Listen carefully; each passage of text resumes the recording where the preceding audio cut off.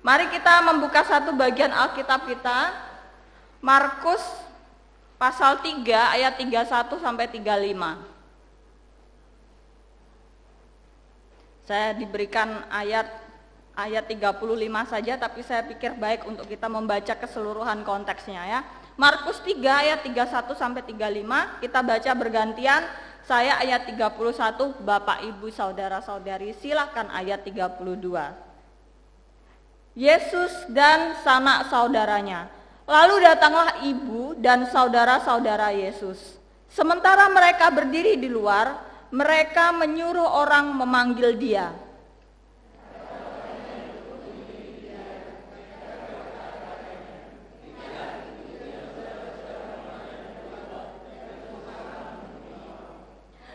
Jawab Yesus kepada mereka, "Siapa ibuku dan siapa saudara-saudaraku?"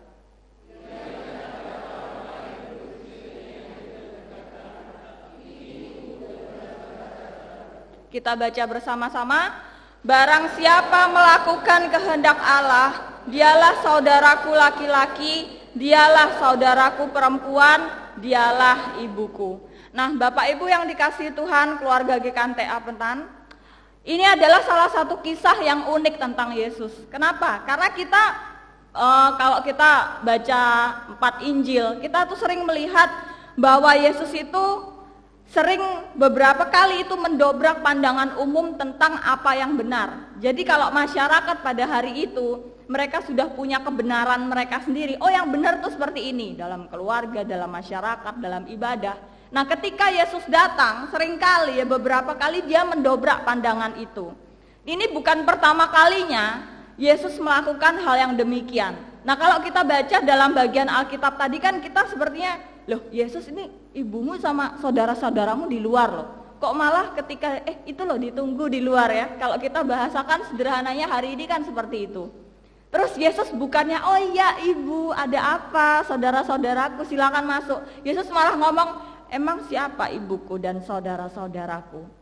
Bukan hanya dalam konteks budaya, tempat, masa pada saat itu, hal itu semacam menimbulkan keheranan, tapi juga pada hari ini kan. Ya waktu baca itu kayak kenapa Yesus mengatakan ini? Tapi sekali lagi, hal yang Yesus lakukan yang mendobrak pandangan masyarakat, yang membuat orang kayak seperti apa ya, berpikir kenapa Yesus melakukan ini ya, itu bukan pertama kalinya. Yesus beberapa kali apa yang dia lakukan itu bertabrakan dengan yang orang-orang Yahudi yakini pada saat itu. Seperti misalnya ketika Yesus menyembuhkan orang pada hari Sabat. Nah, itu kan bukan slide yang sebelumnya. Nah, itu kan bukan sesuatu yang umum terjadi, bahkan sesuatu yang dilarang. Kalau hari Sabat ya udah berhenti. Kok kamu menyembuhkan orang pada hari Sabat nih, sebenarnya enggak boleh ini. Kadang Yesus juga dalam satu kisah pernah dia duduk makan bersama-sama dengan orang-orang berdosa, pemungut cukai. Diprotes kan, kamu kok makan sama orang berdosa sih, duduk. Diprotes. Tapi ternyata sebenarnya ada kebenaran yang Yesus mau ajarkan di sana. Contoh lain lagi, ketika Yesus ngobrol dengan perempuan Samaria. Sudah dengan orang Samaria, orang Yahudi dan Samaria yang sebenarnya nggak saling ngobrol, perempuan lagi. Yesus kan laki-laki. Ngobrol di tempat terbuka bersama seorang perempuan Samaria. Jadi Yesus seringkali melakukan itu, termasuk dalam nats yang kita baca. Apa yang Yesus lakukan di sini itu dia sedang melakukan sesuatu yang menurut pandangan masyarakat pada masa itu tidak umum terjadi. Nah, hari ini kita akan belajar nats ini dengan 2 cara. Yang pertama saya akan menjelaskan bagian Alkitabnya, seperti biasa konteksnya, mungkin ada bahasanya, kita perlu memahami dengan lebih baik. Dan yang kedua, kita masuk ke bagian yang lebih aplikatif langsung, bagaimana kita melakukan kehendak Allah. Nah, yang pertama adalah penjelasan Alkitabnya. Kita pertama-tama harus memahami ini sebenarnya yang terjadi di sini itu apa. Kenapa tiba-tiba kalau kita baca ayat 31, lalu datanglah ibu dan saudara-saudara Yesus. Jadi di tengah pelayanan Yesus, ibu dan saudara-saudaranya datang. Ini pasti bukan tanpa sebab. Untuk kita memahami ini, kita perlu mundur sedikit. Pasal 3 masih di pasal yang sama. Ayat 20 sampai ayat yang ke-30 itu kita bisa dapatkan sebenarnya konteksnya. Khususnya dalam ayat 20 dan 21. Coba kita simak Alkitab kita ya. Saya bacakan buat kita semua.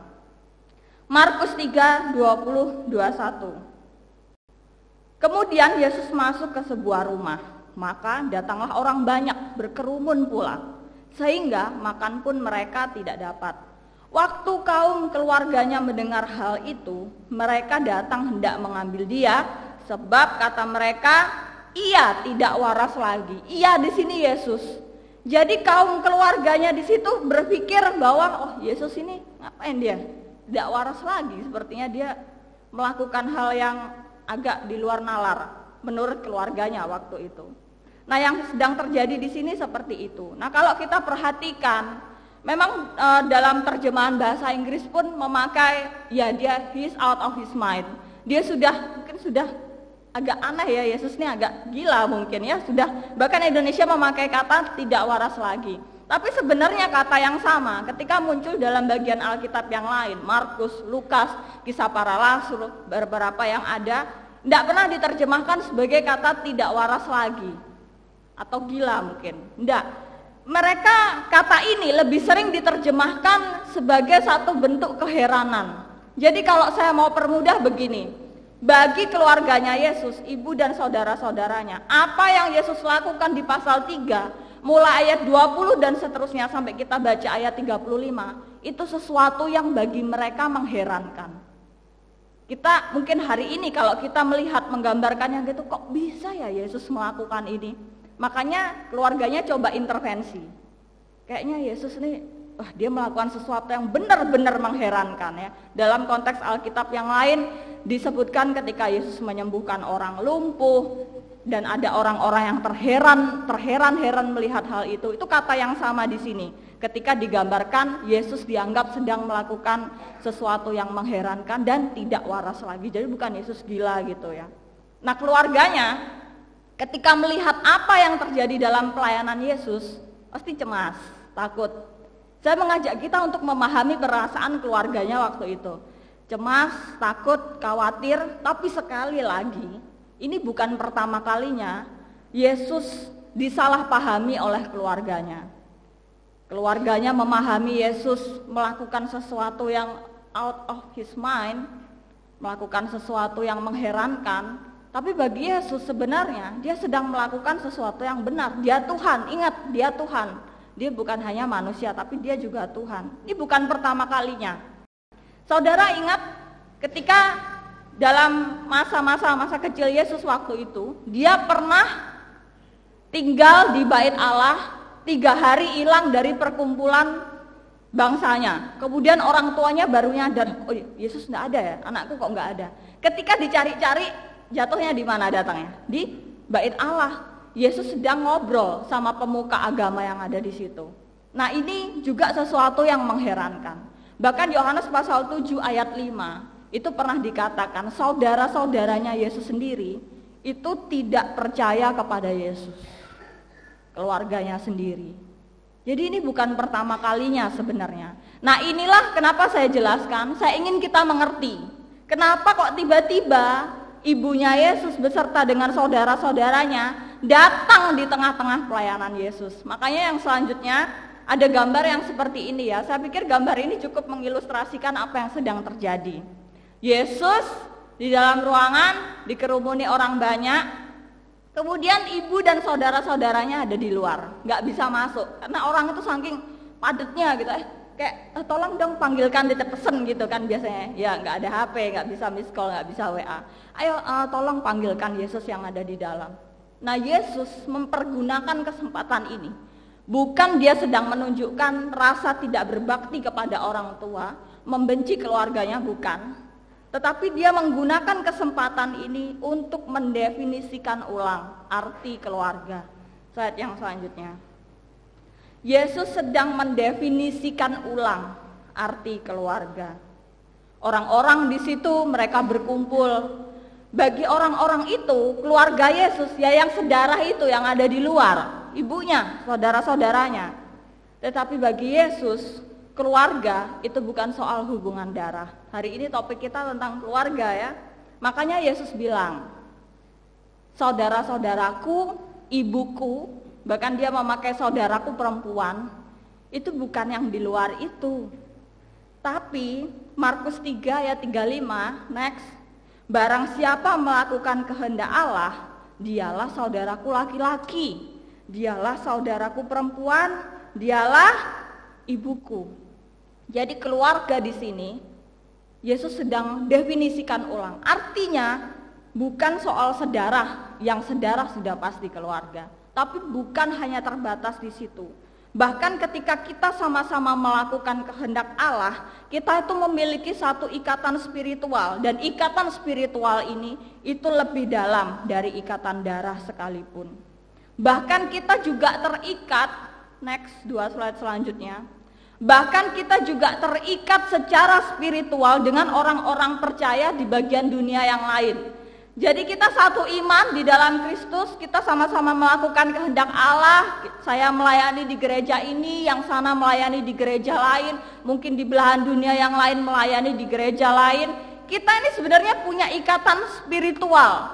Jadi kita salah kalau kita hanya mengatakan ikatan keluarga itu, oh karena kita saudara, kamu orang tua saya adikmu, kamu kakak saya. Ikatan spiritual seperti itu. Bahkan dikatakan kita juga salah kalau kita hanya memahami, oh kita satu ras ya, kita dari satu daerah yang sama ini. Kamu dari mana? Dari Sumatera. Teman kita ya, teman. Biasanya nanyanya apa, marga apa gitu ya. Kamu dari mana? Oh saya dari Kupang. Sama, kita saudara. Tidak hanya bicara masalah etnis, lebih daripada itu. Terlepas dari perbedaan ras, warna kulit, suku, zodiak, sio, apapun ya, kita ini satu keluarga. Selama kita sama-sama melakukan kehendak Allah. Next, sikap ini yang harus gereja miliki. Sehingga kita bisa berkata begini, engkau dan aku boleh beda, karena kita beda kan ya. Dia datang dari daerah A, B, C, ada yang asli dari sini. Engkau dan aku boleh berbeda, tapi ketika kita sama-sama melakukan kehendak Allah, kita adalah keluarga di dalam Kristus. Kita sama-sama keluarga di dalam Kristus. Nah hari ini ketika kita datang ke gereja ini, kita sudah menganggap sesama jemaat yang hadir hari ini ya, itu sebagai keluarga kita, bukan? Mungkin butuh waktu. Saya waktu pertama kali pelayanan di sini, saya terus terang butuh waktu yang agak panjang untuk benar-benar menganggap oma-oma, opa-opa itu kakek nenek mama papa saya, komisi wanita itu ibu saya, cece saya mungkin, komisi pria itu bapak saya, teman-teman saya suka ngobrol sama bapak-bapak, pemuda, remaja, anak-anak sekolah minggu, mungkin adik saya, teman-teman saya butuh waktu, saya butuh proses. Itu tidak langsung terjadi hanya karena saya pelayanan di sini. Saya jujur seperti itu ya. Saya berasal dari keluarga yang kekeluargaan yang nggak keluarga banget. Jadi ketika sampai di sini saya butuh proses ya. Saya melihat hal ini sebagai satu perkembangan yang baik, yang saya berterima kasih kepada Tuhan karena saya dimampukan. Dan sampai hari ini saya merasa keluarga GKT Ampenan benar-benar keluarga saya. Itu sikap yang perlu proses. Karena kenapa? Kita sama-sama melakukan kehendak Tuhan kok. Yang satu melayani di sana, yang satu melayani di sini. Terlepas dari segala macam perbedaan, ya kita sama-sama keluarga. Terlepas dari kesalahan, saya pernah melakukan kesalahan, orang lain juga pernah melakukan kesalahan, tapi keluarga saling memaafkan. Dan bagian yang kedua, mari kita bersama belajar apa itu melakukan kehendak Allah. Jika kita pikir melakukan kehendak Allah adalah hanya ketika kita berdoa, kita puasa, lagi ada jadwal puasa di gereja ikutan, kita ibadah, ada yang lebih sering ke gereja ya daripada lauso-lausonya, pelayanan lebih sering memberikan perpuluhan, atau mungkin terlibat dalam pelayanan. Kalau kita merasa melakukan kehendak Tuhan hanya terbatas pada hal-hal itu, maka sebenarnya kita munafik. Disiplin rohani seperti yang saya sebutkan tadi, itu baik, itu benar, itu penting. Penting dong kita memberikan perpuluhan, kita puasa, kita ibadah, kita rajin pelayanan, itu penting.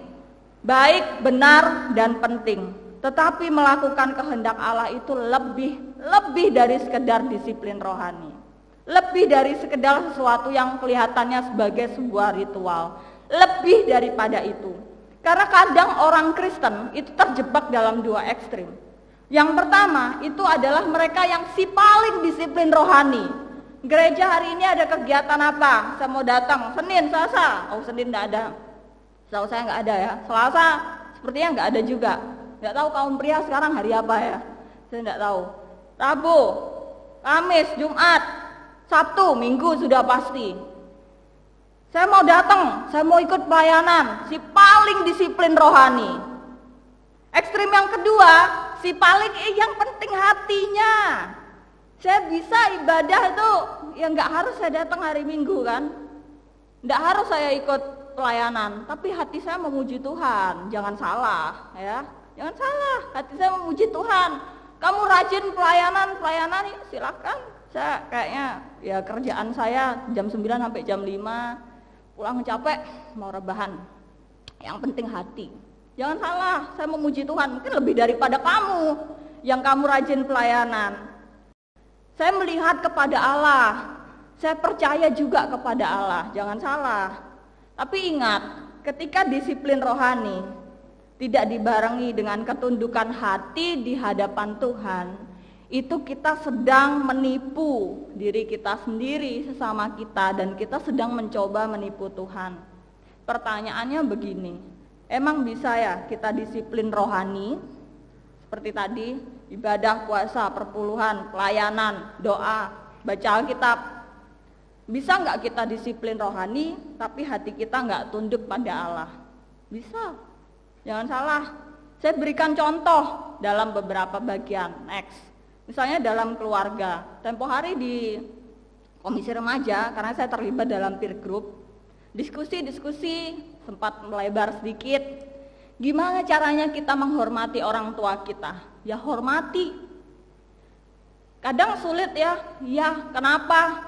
Karena saya, ini contoh ya, ini contoh konteksnya waktu itu contoh, jadi bukan berarti benar-benar terjadi. Gimana saya belajar untuk menghormati orang tua saya, misalnya papa saya tahu papa saya selingkuh sama wanita lain. Bahkan teman saya seorang hamba Tuhan pernah cerita nih, dulu waktu saya masih kecil, Nov, papa saya selingkuh, saya diajak. Gila betul papa saya itu, dia bilang begitu. Gila betul papa saya selingkuh ketemu wanita lain, saya diajak. Buat apa? Buat memuluskan rencananya. Kelihatannya apa? Oh, mau jalan-jalan nih sama anak. Ya, ayo jalan-jalan sama anak. Kita ketemu tante yang itu ya, yang tapi jangan bilang mama nanti beli es krim nanti. Ketika beranjak dewasa baru dia ngerti, papanya selingkuh. Bagaimana kita menghormati orang tua kita seperti itu?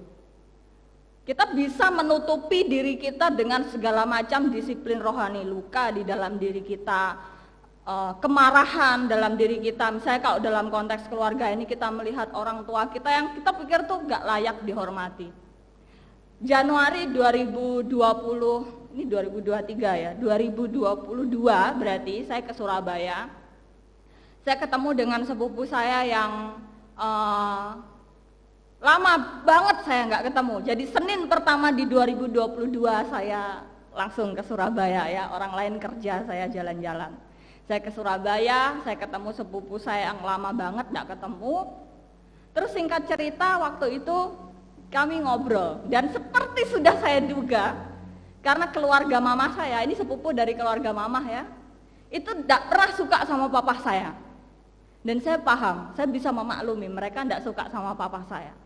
Bagi saya, kemarin-kemarin ya, dulu ketika saya ya anggaplah belum bertobat, saya merasa mengasihi papa saya ini sulitnya setengah mati. Apa yang bisa saya lihat dari orang yang saya mau mengasihi orang ini seperti apa? Akhirnya ya benar, singkat cerita saya ketemu sepupu saya, ngobrol-ngobrol. Dan seperti biasa yang terjadi adalah papa saya dijelek-jelekkan. Ini papa saya udah enggak ada ya konteksnya ya, udah enggak tahu sudah berapa tahun meninggal. Papamu tuh, kamu tahu enggak? begini, dibeberin dosa-dosanya gitu ya. Ya, saya mau ngomong apa ya? Sebagian saya sudah tahu dosa-dosa masa lalunya. Sebagian tuh fakta yang baru buat saya. Tapi itu nggak ngaruh. Karena apa? Karena saya sudah memutuskan untuk saya mengasihi, mengampuni, menerima papa saya, ya meskipun sudah nggak ada orangnya. Terlepas dari ya dosa-dosanya di masa lalu yang mungkin mengakibatkan keluarga kami mengalami ABCD. Saya sudah memutuskan apapun yang bapak saya lakukan di masa lalu saya sudah ampuni, terima. Saya menyayangi dia, mengasihi dia apa adanya. Dia jelek-jelekin papa saya, ya mungkin enggak emosi ya, tapi tetap omongannya itu kayak, Pak, kamu tahu enggak, dulu itu, dia tuh begini-begini, dia pernah jual ini, dia melakukan ini, pokoknya kita tuh enggak ada yang senang. Saya juga enggak senang papa saya dibegitukan. Bagi saya, sejelek-jeleknya papa saya, orang lain enggak boleh dong jelekin papa saya, setuju enggak? Saya boleh. Orang lain tidak boleh, saya boleh. Enggak ya, ini bercanda aja. Saya tidak suka. Pada waktu itu saya berpikir, saya sudah mengasihi papa saya jawab begini, ya papa emang masa lalunya begitu. Tapi saya lihat kok, dia itu sudah mulai ke gereja waktu itu, dia sudah rajin, terus dia berubah, dia betul-betul berubah. Saya pernah khotbahkan ini ya, tidak tahu kapan, saya sudah lupa. Papa saya orang yang berubah setelah dia benar-benar kenal Tuhan. Saya mengasihi dia, meskipun secara manusia sulit mengasihi orang seperti itu. Tapi saya belajar menundukkan hati saya di hadapan Tuhan, melakukan kehendak Allah, menghormati orang tua. Bagaimana dalam pekerjaan kita? Korupsi itu bukan cuma uang, apalagi hal yang bisa dikorupsi. Waktu, harusnya pulang jam 5, tapi jam 3 udah keluyuran. Relate? Harusnya jam makan siangnya cuma 1 jam, tapi 2 jam itu tidak tahu kemana, mungkin ke pasar, belanja, mungkin pulang rumah, tidur siang. Saya nggak mau menghakimi siapapun, tapi ini adalah satu bentuk korupsi.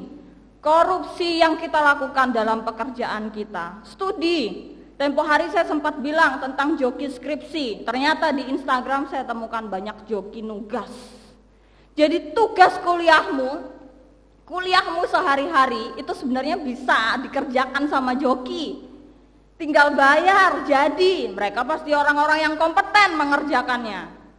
Dalam hubungan, apakah hari ini kamu masih menjaga kekudusan dalam hubunganmu? Saya pernah baca satu cerita, real kesaksian meskipun anonim orangnya. Seorang wanita Kristen menjadi sugar baby. Jadi dia punya sugar daddy ya. Kalau enggak paham artinya silakan tanya sebelahnya gitu ya. Kristen, wanita Kristen dia menjadi sugar baby dari daddy-daddy yang kaya raya. Nah kalau jadi sugar baby begini kan pasti diminta nemenin ya. Nemenin artinya tahu ya, diminta nemenin. Beli apa, beli ini, beli itu ya. Sugar baby yang macam begini kan enggak mungkin cuma dibeliin seblak, enggak mungkin. Dibeliin segala macam. Ini Kristen, dia kesaksian dan dia tidak merasa bersalah dalam kesaksiannya itu. Kenapa? Karena dia memahami kisahnya Ruth dan Boaz dalam Alkitab itu seperti kisahnya dia sama sugar daddy-nya. Ya beda dong ya. Masa hal begini dipakai untuk membenarkan hubungan gelap? Jadi banyak sisi-sisi dalam kehidupan kita yang sebenarnya kita tuh harus tunduk pada Allah, melakukan kehendak Allah, tapi kita nggak lakukan. Kita fokusnya apa? Terkadang kita fokusnya ke itu tadi loh, disiplin rohani. Jadi orang-orang yang korupsi, orang-orang yang selingkuh, yang pakai joki buat nugas, itu mereka sangat mungkin memiliki disiplin rohani yang kuat. Tapi ternyata hal itu tidak berimbas dalam kehidupannya dengan baik, dengan positif. Itu bisa terjadi. Saya mengutip ini dari sebuah akun rohani. Benar adalah benar meskipun tidak ada orang yang melakukannya. Salah adalah salah meskipun semua orang melakukannya. Adalah benar untuk tetap menghormati orang tua kita yang bagi kita sulit dihormati. Adalah benar untuk menjaga kekudusan dalam hubungan sekalipun teman-teman kita nggak ada yang seperti itu. Adalah benar untuk bekerja dengan baik dan tepat waktu sekalipun mungkin rekan kerja kita ngajak bolos. Dan adalah benar menuntaskan studi kita dengan baik dan jujur meskipun teman-teman kita semuanya pakai orang untuk joki nugas. Mari kita belajar melakukan kehendak Tuhan. Kita bisa melakukan kehendak Tuhan, ini ingat ya, tentu bukan dengan kekuatan kita, bagian yang terakhir saya ingin mengatakan seperti ini. Hari-hari ini kita sedang dicekoki dengan pemahaman Injil self-help. Ketika kita bisa menolong diri kita sendiri. Kamu bisa, kamu mampu. Ada kekuatan yang belum dibangkitkan dari dirimu. Mengasihi dirimu lebih dari mengasihi Tuhan. Fokuskan, yang penting itu kekuatan pikiran, yang penting mindset. Percaya dapat pasti dapat, amin. Orang percaya kadang suka gitu juga ya orang Kristen. Kita sedang dicekoki dengan pemahaman begini. Saya tidak bilang buku-buku yang ada di sini sebagai wallpaper slide saya salah, beberapa saya baca dan bagus. Tapi kebohongan ketika kita dibimbing, dikatakan bahwa solusinya ada di dalam diri kita. Kamu sekarang kurang pergaulan, ya udah, kamu coba untuk lebih bergaul lagi. Kamu coba dalam dirimu untuk mengurangi rasa malas, coba lagi. Ini bohong. Ketika masalahnya dari dalam diri kita, solusinya itu nggak mungkin dari dalam diri kita. Ya diri kita aja bermasalah, maka solusinya sudah pasti bukan dari diri kita tetapi dari Allah. Saudara kesulitan melakukan kehendak Allah yang mana? Kita pasti punya kesulitan masing-masing. Solusinya itu bukan dari dalam diri kita, sama sekali bukan. Bukan kita harus berusaha lebih keras untuk kita bisa disiplin rohani. Bukan kita harus berusaha lebih keras untuk mengalahkan kecanduan kita. Bukan kita solusinya. Karena belajar melakukan kehendak Tuhan dalam setiap jengkal kehidupan ya, setiap jengkal ya, keluarga, pekerjaan, studi, relationship, parenting, yang manapun, itu adalah proses seumur hidup. Next slide.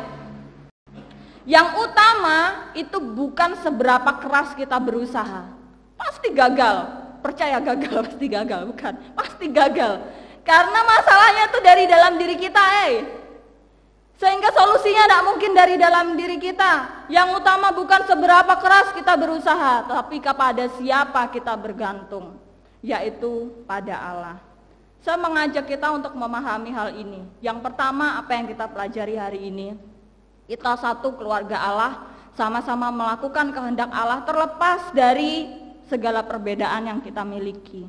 Dan yang kedua, melakukan kehendak Allah itu bukan soal seberapa keras kita berusaha, tetapi kepada siapa kita bergantung. Saya undang pemain musik, singer untuk boleh maju ke depan. Saya mengundang kita semuanya untuk berdiri. Mari kita menghayati kembali akan firman Tuhan ini dengan pujian. Saya mau iring Yesus.